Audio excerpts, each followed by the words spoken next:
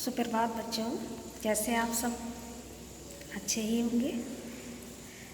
जैसा कि मैंने आपको कल गद्य खंड का पाठ 1 दो बैलों की कथा पढ़ाया था, उसके बारे में आपको बताया था। एक पैराग्राफ की रीडिंग भी हो गई थी। आप लोगों ने घर में पढ़ा भी होगा, पढ़ने के लिए आपको होमवर्क में दिया था। शब्दार्थ ब्लैक बोर्ड पर लिखे थे, वो आपने लिख लिए होंगे। तो आज हम उसी सिलसिले को आगे करते हुए उसी क्रम में आगे बढ़ते हैं और आगे की रीडिंग, आगे का पाठ पढ़ते हैं। तो पेज नंबर था 4, आपकी बुक में जो भी हो वो आप खोल लें। तो वहाँ इसमें जितना कल आया था उसमें यही था कि लेखक ने इसमें गधे को महामूर्ख या बेवकूफ़ बताया था। यदि हम लोग समझते हैं कि हम जिसको भी गधा कहकर बुला देते हैं कि वो ज़्यादा शायद बेवकूफ़ ही है, मूर्ख ही है, इसीलिए हम उसे गधा कह देते हैं कि तुम तो गधे हो, ऐसे हो वैसे हो, तो शायद इसकी तुलना मूर्ख से की गई है। हालांकि इसमें ये भी आया था कि गुस्सा सभी को आता है, चाहे कुत्ता हो चाहे गाय हो, ऐसे अनेक जानवर हैं जो गुस्सा करते रहते हैं, किंतु उसमें आया था कि गधा कभी गुस्सा नहीं करता। तो उसकी केवल सहनशीलता और सीधेपन का ही कारण है। हाँ, उसमें एक बात और आई थी कि बैसाख के महीने में शायद एक आध बार वो कुलेल कर लेता है, क्रीड़ा कर लेता है, बाकी उसे हमेशा एक ही जैसा देखते हैं। और इसमें ये भी बताया गया था कि भारतीय जो है अमेरिका अफ्रीका में क्यों उनकी दुर्दशा हो रही है, शायद वो शराब नहीं पीते हैं। इस विचार से यदि वो इसका प्रत्युत्तर दे देते हैं, किसी से लड़ाई झगड़ा नहीं करते हैं, शराब नहीं पीते हैं, इस प्रकार से कई बातें उसमें आई थी। तो यदि वो इसका प्रत्युत्तर देते हैं तो शायद उन्हें संत की तुलना, संत वो कहलाने लगते हैं। तो आगे का क्रम बढ़ाते हुए हम स्टार्ट करते हैं। उसमें है कि लेकिन गधे का एक छोटा भाई और भी है जो उससे कम ही गधा है, और वह है बैल। जिस अर्थ में हम गधे का प्रयोग करते हैं, कुछ उसी से मिलते जुलते अर्थ में बछिया के ताऊ का भी प्रयोग करते हैं। कुछ लोग बैल को शायद बेवकूफ़ों में सर्वश्रेष्ठ कहेंगे, मगर हमारा विचार ऐसा नहीं है। लेखक कहते हैं बैल कभी कभी मारता भी है, और कभी कभी अड़ियल बैल भी देखने को मिलते हैं, एक ही जगह खड़े रहते हैं, चाहे कैसे भी करो, और भी कई रीतियों से अपना असंतोष प्रकट करते हैं। अतएव उसका स्थान गधे से इसमें नीचा बताया गया, क्योंकि वह सीधा साधा है, लेकिन कभी कभी अड़ियल हो जाता और सींग वींग मार देता है, इसलिए वह छोटा भाई है और उसका स्थान गधे से नीचे रखा गया है। उसका गधे का छोटा भाई बैल है। तो अब आगे सेकंड पैराग्राफ, पेज नंबर 5। छुरी काछी के दोनों बैलों के नाम थे हीरा और मोती। तो झूरी के 2 बैल थे जिनका नाम था हीरा और मोती। दोनों पछाई जाति के थे, देखने में सुंदर, काम में चौकस, डील में ऊंचे। बहुत दिनों साथ रहते रहते दोनों में भाईचारा हो गया था। दोनों आमने सामने या आसपास बैठे हुए एक दूसरे से मूक भाषा में विचार विनिमय करते थे, आपस में बातचीत करते थे मूक भाषा में। एक दूसरे के मन की बात को वो कैसे समझ जाता था हम नहीं कह सकते। लेखक कहता अवश्य उनमें कोई ऐसी गुप्त शक्ति थी जिससे जीवों में श्रेष्ठता का दावा करने वाला मनुष्य वंचित है। हम मनुष्य सबसे श्रेष्ठ माने जाते हैं, ये मनुष्य सबसे श्रेष्ठ होता है, क्योंकि हम बोल भी लेते हैं, सुन भी लेते हैं, कार्य भी कर लेते हैं, सब कुछ कर लेते हैं। लेकिन ये जो जानवर होते हैं ये बोलकर अपनी बात को व्यक्त नहीं कर पाते, हम तो कर लेते ना। तो मनुष्यों को जो श्रेणी बताई गई है उनकी सर्वश्रेष्ठ बताई गई, किंतु यहाँ पर लेखक ने क्या कहा कि उनमें भी ऐसी कोई गुप्त शक्ति है जिससे कि मनुष्य भी उस शक्ति से वंचित हैं, जो उनके एक दूसरे के भावों को नहीं समझ पाते हैं, और वो बिना बोलकर भी समझ जाते थे। दोनों एक दूसरे को चाट कर और सूंघ कर अपना प्रेम स्नेह प्रकट करते थे। कभी कभी दोनों सींग भी मिला लिया करते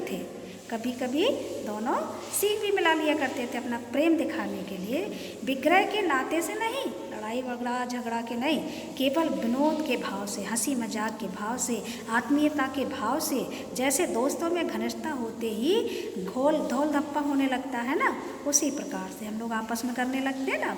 इसके बिना दोस्ती कुछ खुशी कुछ हल्की सी रहती है। यदि ऐसा ना हो तो लगता है दोस्ती में मज़ा ही नहीं आ रहा है, जिस पर ज़्यादा विश्वास नहीं किया जा सकता। जिस वक्त ये दोनों बैल हल या गाड़ी में जोत दिए जाते हैं और गर्दन हिला हिला कर चलते हैं, उस वक्त हर एक की यही चेष्टा होती थी कि ज़्यादा से ज़्यादा बोझ मेरे गर्दन के ऊपर रहे। दिन भर के बाद दोपहर हो या संध्या को दोनों खुलते तो एक दूसरे को चाट चूट कर अपनी थकान मिटा लिया करते थे।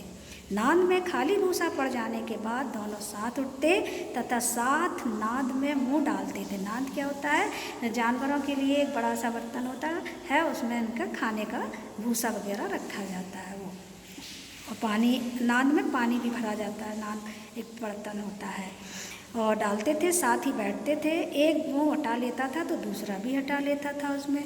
संयोग की बात है, झूरी ने एक बार गोई को अपनी ससुराल भेज दिया। बैलों को क्या मालूम कि वे क्यों भेजे जा रहे हैं। समझे मालिक ने हमें बेच दिया। अपना यूँ बेचा जाना उन्हें अच्छा लगा या बुरा कौन जाने, पर झूरी के साले गया को घर तक गोई ले जाने में, गोई माने बैलों की जोड़ी है, ले जाने में दांतों पसीना आ गया। दांतों पसीना आना एक मुहावरा है। पीछे से हाँकता तो दोनों दाएं बाएं भागते, क्योंकि वो उसके साथ जाने के लिए तैयार नहीं हो रहे थे। पगिया पकड़कर बैलों को बांधने वाली जो रस्सी होती है उसे पकड़कर वह आगे से खींचता है तो दोनों पीछे की ओर जोर लगाते। वो आगे आगे करता और दोनों पीछे पीछे को भागते हैं। मारता तो दोनों सींग नीचे करके हुकारते हैं। अगर ईश्वर ने उन्हें बाड़ी दी होती तो झूरी से पूछते, वो आपस में सोचते हैं, कहते तुम हम गरीब को क्यों निकाल रहे हो? हमने तो तुम्हारी सेवा करने में कोई कसर नहीं उठा रखी। अगर इतनी मेहनत से काम ना चलता था तो और काम करवा लेते, लेकिन हमें कहीं और तो ना भेजते। वो ये कह रहे थे, हमें तो तुम्हारी चाकरी में मर जाना कबूल था। हमने कभी दाने चारे की शिकायत नहीं की। तुमने तो कुछ खिलाया, तुमने जो कुछ खिलाया वह सिर झुकाकर खा लिया। फिर तुमने हमें इस जालिम के हाथ क्यों बेच दिया? वो आपस में ये समझ रहे थे कि इसने हमें बेच दिया। संध्या समय दोनों, शाम के समय दोनों बैल जो है अपने नए स्थान पर पहुँचे, यानी झूरी के साले गया के घर, जिसे उन्होंने अपना पहुँचे। दिन भर के भूखे थे, लेकिन जब नाद में लगाए गए तो एक ने भी उसमें मुँह ना डाला। दिल भारी हो रहा था, क्योंकि वो झूरी से विचल करके आ रहे थे, नए स्थान पर आ रहे थे। जिसे उन्होंने अपना घर समझ रखा था वह आज उनसे छूट गया था। उनका वो पुराना मालिक भी और उनका वो पुराना घर भी। एक नया घर, नया गांव, नए आदमी उन्हें बेगानों से लगते थे, अनजानों से लगते थे, अजनबी से लगते थे। दोनों ने अपनी मूक भाषा में सलाह की, एक दूसरे को कनखियों से देखा और लेट गए। जब गांव में सोता पड़ गया तो दोनों ने जोर मारकर पगहे तोड़ा डाले और घर की तरफ चले। जिस वो खूंटे से बंधे थे वो उसने उस रस्सी से तोड़ डाले और अपने घर की तरफ चले। पगहे बहुत मजबूत थे, अनुमान ना हो सकता था कि कोई बैल उन्हें तोड़ सकेगा, पर इन दोनों ने इस समय दूनी शक्ति आ गई थी। एक एक झटके में रस्सियाँ टूट गई। झूरी प्रातःकाल सोकर उठा तो देखा कि दोनों बैल जो हैं चरनी पर खड़े हैं। उसी के घर पहुंच गए, झूरी के घर, जहाँ पर वो बांधे जाते थे, चरते थे, सब अपना खाते थे।